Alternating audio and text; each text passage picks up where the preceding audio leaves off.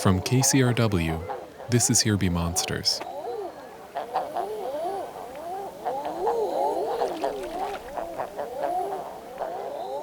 Those are eider ducks. You can hear them in the fjords most mornings, moving past the shore in small rafts as they dive for mussels. They're the holy cows of Iceland, because they grow and shed the kind of valuable feathers that we stuff into high-end jackets and duvets. People collect these feathers from their nests, and a colony of nesting eiders can mean the difference between a sacred shore and an average beach. Landowners will guard the ducks 24/7 during the nesting period in order to keep them safe from their biggest threat, the Arctic fox.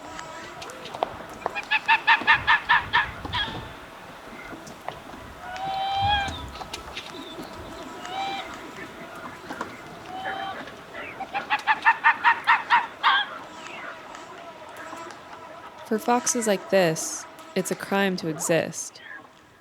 If you shoot a fox and cut off the tail and take that tail to the government, they'll give you a bounty of about $75. It's a program meant to protect eider ducks and livestock. So the country's foxes have learned how to make themselves scarce. They are rarely more than a distant barking from the hillside, or a splash of blood in the snow.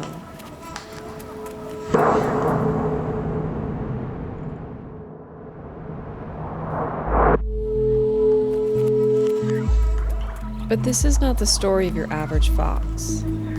This is the story of one who survived when he shouldn't have. A fox who took advantage of the system made to destroy him. They can be tricky. And maybe that's the hunting instinct in these guys also. It's more exciting to hunt someone that is clever and can hide from you. And if the animal wins, he has earned it.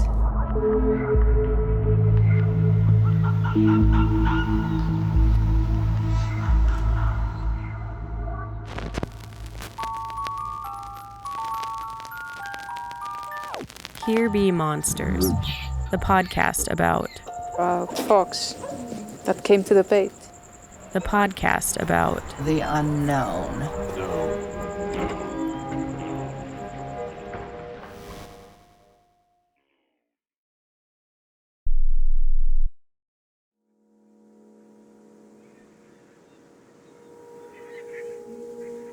Iceland is the unlikely stronghold for Arctic foxes in Europe. While the rest of Scandinavia has only a few hundred foxes between them, Iceland has thousands. There's a region called the Westfjords. It juts out like fingers into the North Atlantic, holding the country's densest population of foxes. It's a famously isolated place, 5 hours from Reykjavik by car and just 40 minutes by plane, but it's best to plan for 2 days of travel because the weather can make both routes impassable. The tiny town of Sudavik sits a fjord and a half from the open ocean, just off a road that cuts through rock tunnels and avalanche debris. And I'm sitting there in Sudavik, in a gray and white building with Stephen Midgley and the taxidermied body of a three-legged fox. It's bigger than average for sure. That's why it stood out so much to people, you know. It was really big and had 3 feet, so it was kind of like a noticeable fox. It doesn't take much to be interesting out here in the Westfjords, you know. To be given like this personalized name, you know, tripod, and it became well known. I mean, there's no other fox. It got given a name, which is obviously very rare for the foxes. Most foxes are just generic foxes that get seen and get shot. So, you know, this one done its best at least. You know, maybe. Tripod's story is like a game of telephone, and each retelling of it gets a little further from the truth. He was large by fox standards, not fat, but well built. You can see it in his wide paws, clearly meant to hold a heavy frame above the snow. His fur is a mix of gray and brown that shifts to cinnamon when his guard hairs catch the light. His mouth is clenched around a black and white seabird, a razorbill. The bird dangles in a way that hides his handicap. It's his left foreleg that's missing, a limb that's now entirely elbow.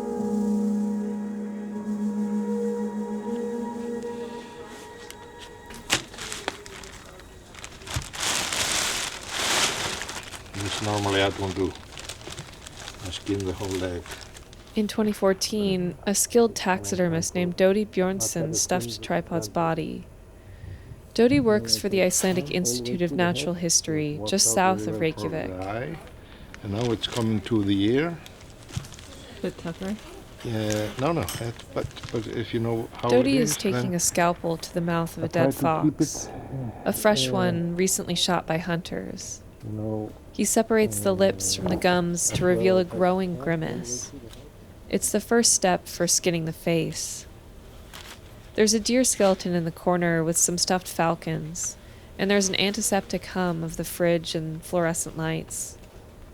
When Dodi has brought the fox's face to a full smile, he peels it back off the head so that it flops like a scarf around the neck. 4 years ago, when Dodi preserved Tripod, he couldn't figure out the cause of the missing limb. It might have been a birth defect, or it might have been the result of a more human injury. And then some of the hunters, it's too far away, the distance, it's go too low, they can shoot the leg away. Yeah. Some of the hunters, they use a foot trap, and if it's too strong, they break the legs, and in the end, the leg will be the only thing who will be left in the trap. It's possible that a brush with death is what made Tripod so clever, that the suffering that cost him his leg is also what taught him to avoid the hunters waiting near the bait. To the head here.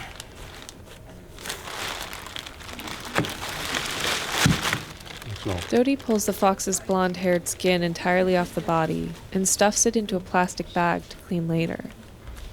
Behind us, a fox researcher named Dr. Esther Unsteinsdottir is performing dissections.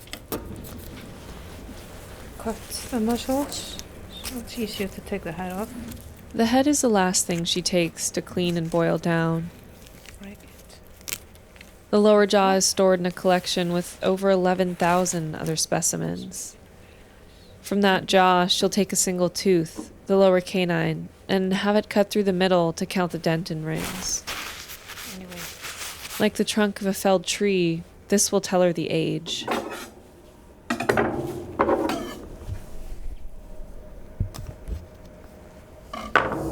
The ceremony is the same with each fox. Esther will stop sometimes to cup one of their small faces in her gloved hands and stroke the fur. She only gets a few weeks a year to study them alive, in the Hornstrandir Nature Reserve where they're protected. Outside of there, it's hard to see a live fox in Iceland. Nice small little female. See how much she weighs. Tripod would have come to this lab after being shot and had his own turn at the dissection table. By hanging him from a grocery scale, Esther would have found that he was 6 kilograms, or a little more than 13 pounds, which is a little less than double the average weight of most foxes. And I find it very peculiar how big they are in this area, especially Skálavik. It's really big foxes. I ask if what others have told me is true, that it took 3 years for the hunters to catch Tripod. Yeah, so I heard if it's always the same one. The story was going on for 3 years. And everyone seemed to know about this 3-legged fox that came to the bait. Were they embarrassed that they couldn't get him? I think a bit. But it's also kind of part of the myth that makes them more special than other hunters, is that they are hunting animals that are clever and can beat you sometimes. So they outfox you, kind of. So if you're after something like that and you get it, so you're more like a hero. I'm not making little out of them. It is actually like this. They can be tricky.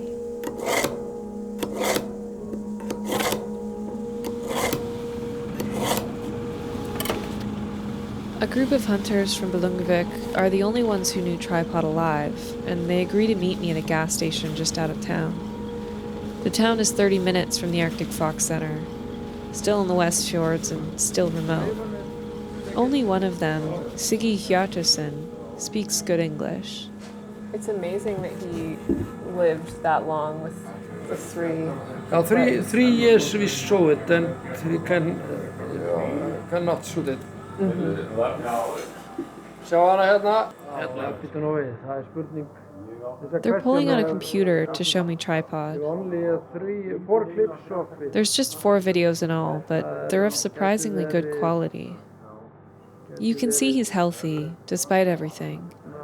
His fur has a sheen, a sort of silk refraction off the moving crest of his shoulders. When he digs, the whole arch of his body contracts to move his single foreleg. The hunters had put some fish or piece of lamb beneath the snow. They dug it down deep enough so that it would take him a minute to excavate.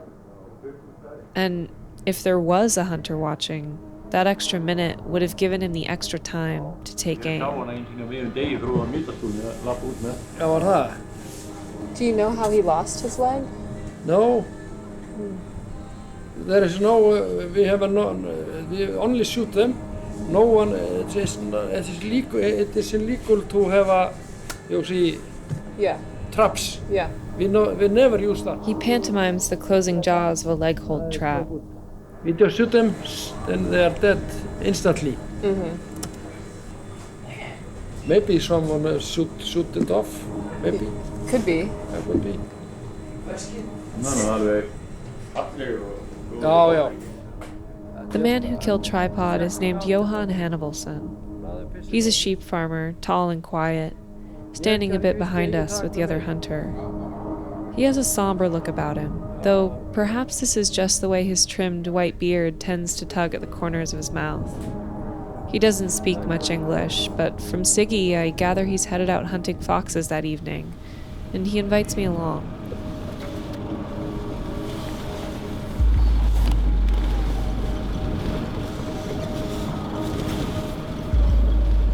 We drive as far as the road goes until the snow declares it impassable. Jóhann pulls over. We unload the snowmobile.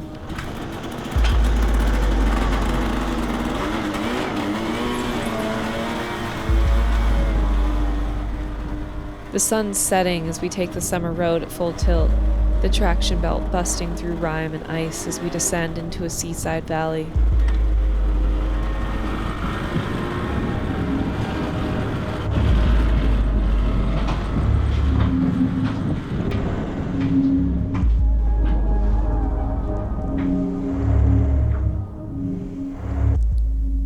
I expect to be crouched in a hut for hours waiting for the foxes to come.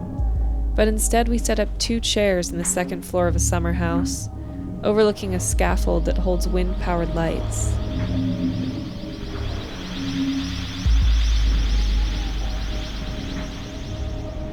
This is Siggy's summer house, and a place where Jóhann has hunted many times before. They put down bait even when they're not there to help the foxes get used to the spotlight and the house while no one's in it to scare them off. Jóhann has buried a piece of lamb in the snow, and as the night settles, the light illuminates the spot.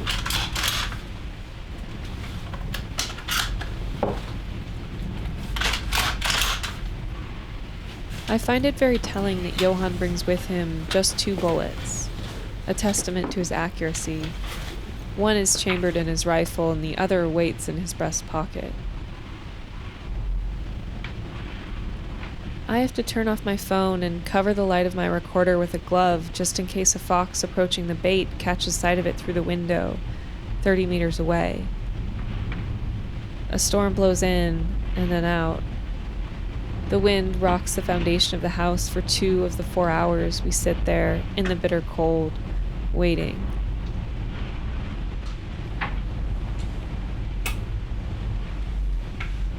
And then, a fox, skulking in, his silhouette cut by slanting snow, smaller than Tripod but still big as far as foxes go.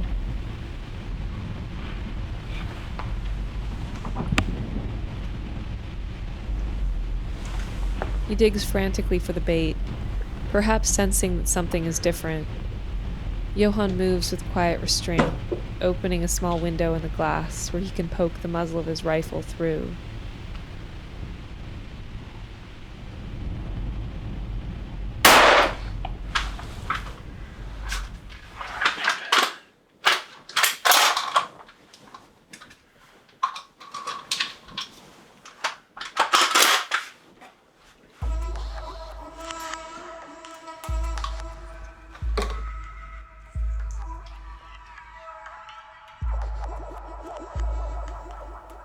When Jóhann goes to collect the fox from his hunt, he pulls it from the fabric of freshly fallen snow and holds it up by the tail to show me. He looks quite proud, I think, but it's hard to see.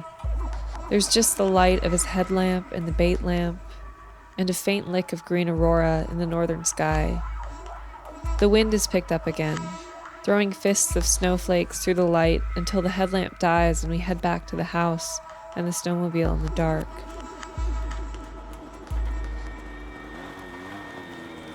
He ties the fox to the back of the snowmobile like an extra bag. Another dead fox, another $75. It's one less thing for him to worry about as the lambing season approaches. On the beach, at least for that night, the eider ducks will go undisturbed.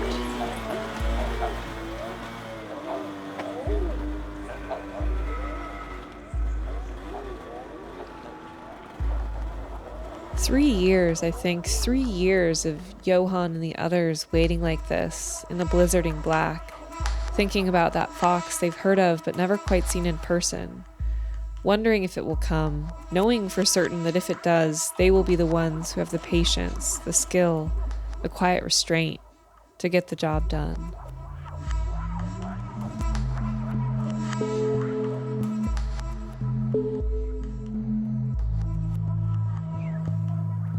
But Tripod was only 2. This is according to Esther's records from his teeth, from the canine tooth plucked out of his lower jaw and the dentin rings within that tooth that count the years like a tree. In ecology, it's one of the most accurate aging methods you can use. What if the stuffed fox at the museum wasn't Tripod at all? What if that fox was just a 3-legged coincidence? And what if the real Tripod, now dull-toothed and ancient, was there that night too with me and Jóhann, hiding in the snow, watching the duller fox take the bait, knowing full well that the rifle awaited whomever ate the lamb, waiting to hear the snowmobile recede into the night before he took his dinner alone.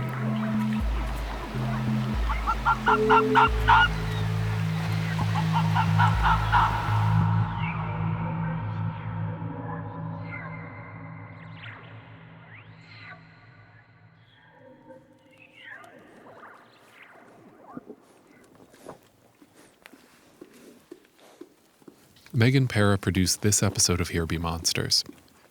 Megan is a science illustrator and a journalist from Portland, Oregon. But currently, she's in Iceland, living just down the street from a sheep. This sheep. Megan's working on a video documentary right now about Arctic foxes, and you can find out more at icelandfox.com or on our website, hbmpodcast.com. Also up on our website, Megan sent me some videos of the northern lights, which I turned into GIFs. We've also got some pictures of Tripod and some other Icelandic foxes. So again, we're at hbmpodcast.com. My name is Jeff Entman, and I edited this episode with help from Bethany Denton. Okay, now in completely separate news, I just wanted to announce something fun. If you live in the Boston area and you would like a copy of our Here Be Monsters meat poster, well, now you can get it shipped to you for free. That's right, if you would like me to ride my bike to you with a meat poster, just head over to our website, hbmpodcast.com/store, and buy a meat poster. You'll have to pay the shipping up front, but once we arrange everything via email, I'll go ahead and refund you that money. So again, if you want me to ride my bike with a meat poster to you in the Boston area, just go over to our website and buy a meat poster. We'll get it sorted out. The one catch here is that I only have about 5 of these at my house currently, so this is definitely a wall supplies last offer. And if you want to know if there's still any left, you can always send us an email. That's hbmpodcast@gmail.com. Okay, music on this episode came from The Black Spot and Cerocell. Here Be Monsters is a part of the independent producer project from KCRW, where Kristen Lepore is our manager and Nick White is our editor. And since Nick never really gets to talk on the show, we actually had him record himself saying hello, just so you can hear what his voice sounds like. Here it is. All right, thanks for listening. More episodes soon.